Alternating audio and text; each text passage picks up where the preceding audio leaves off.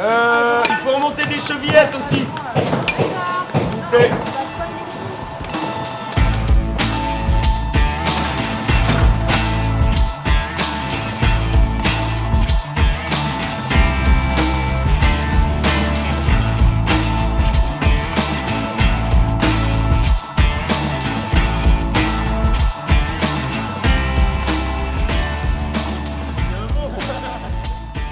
Quand je suis arrivé au chantier pour la première fois ici, je ne savais rien faire du tout. Moi, je suis pas quelqu'un de très manuel, je suis plutôt dans le théorique, tout ça, mais manuel pas trop. Au début, j'ai raté beaucoup de gamates. C'est le mélange qu'on fait pour faire du mortier et après maçonner des pierres. Et après, ça vient. Et puis de toute façon, il y a des gens qui sont là pour nous aider, qui ont déjà fait des chantiers. On peut venir ici sans aucune connaissance, on apprend, on fait des erreurs, mais on avance quoi. Personnellement, je ne suis pas du tout sportive, mais pas du tout, je ne fais aucun sport. Et je suis arrivée, je ne connaissais absolument rien à la maçonnerie. J'ai compris très rapidement, c'est allé très vite et j'ai fait des progrès, j'ai plus d'endurance. Pour porter les gamates en haut, j'y arrive mieux. Il faut juste de la motivation, absolument tout le monde peut venir en chantier. On a par exemple un chantier sur les ruines d'un château. On a aussi une abbaye sur laquelle on travaille depuis plusieurs années. On fait de la pierre sèche, on fait aussi des chantiers environnementaux avec de l'entretien de sentiers. On fait de la maçonnerie, surtout sur du bâti ancien, mais pas que.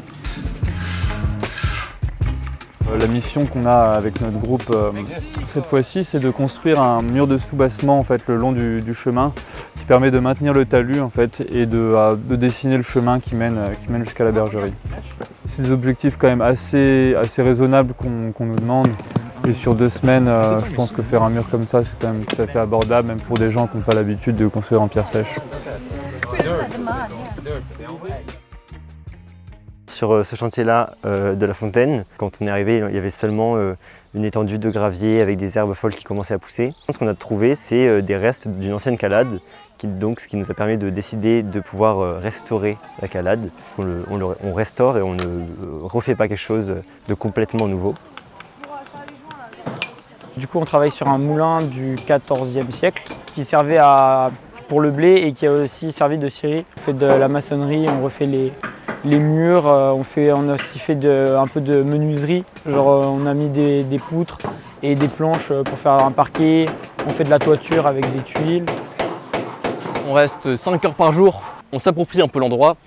Et puis c'est super intéressant puisque c'est un bâtiment qui est classé et donc il peut être rénové qu'avec des techniques anciennes. On utilise de la chaux et pas du ciment parce qu'à l'époque ils utilisaient de la chaux. Les pierres, on va les chercher dans la rivière qui est à côté. On n'achemine pas directement des pierres en camion. Mais ces contraintes font que ce travail est encore plus intéressant et plus enrichissant. C'est quand même un savoir ancestral qu'on fait depuis des siècles et des siècles et c'est hyper important de le garder en fait.